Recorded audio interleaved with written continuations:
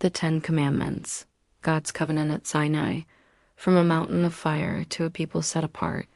The desert wind howled around the base of Mount Sinai, but it was not the wind that made Israel tremble. The mountain itself was shrouded in thick smoke, trembling under the weight of fire and thunder. Lightning cracked across the sky, and the sound of a trumpet grew louder and louder until the people could hardly bear it. They had come far from Egypt, delivered by plagues, spared by the blood of the Passover lamb, and led by God through the Red Sea. Now, at Sinai, they would receive something greater than deliverance. They would receive a covenant. God was not simply rescuing slaves. He was shaping a holy nation. The voice from the fire. At the mountain summit, Moses ascended into the storm. There, God gave words that would echo across centuries, the Ten Commandments. They began not with rules, but with relationship. I am the Lord your God, who brought you out of Egypt, out of the land of slavery. Exodus 20:2. Obedience was rooted in identity. They belonged to a God who had already redeemed them. The 10 words of the covenant.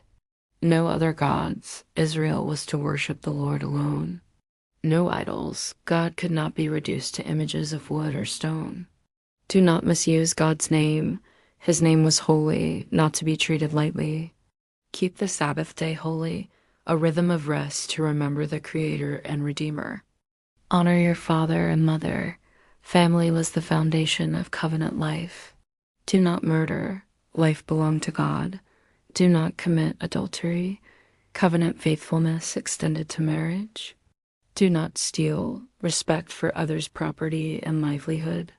Do not bear false witness. Truth was essential for justice and community. Do not covet. Even desires were brought under God's holiness. These were not arbitrary laws.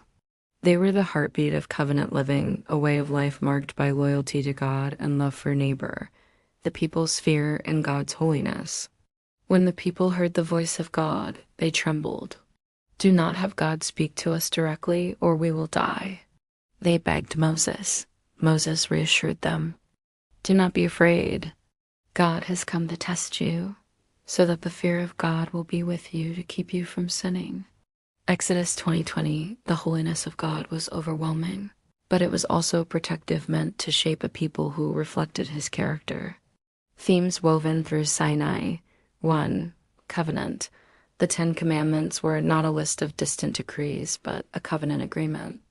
Israel was entering into a binding relationship with the living God, much like a marriage vow, exclusive, loyal, enduring. 2. Holiness. God's presence on Sinai was fiery, untouchable, awe-inspiring. His law reflected that holiness, calling his people to be set apart from the nations. 3. Moral living. The commandments reached beyond rituals to touch the core of human life worship. Family, justice, truth, and even inward desires. They framed what it meant to live well in community and in relationship with God. Conclusion. The mountain and the covenant. The giving of the 10 Commandments at Mount Sinai was more than the delivery of a moral code. It was the birth of a covenant people. Israel, once slaves, were now bound to the Lord as his treasured possession, called to reflect his holiness in every aspect of life. From that day on, the 10 words became a foundation not only for Israel as law, but for countless generations seeking to understand what it means to walk with God. The mountain still speaks. Holiness matters. Covenant shapes identity. And moral living flows from belonging to a redeeming God.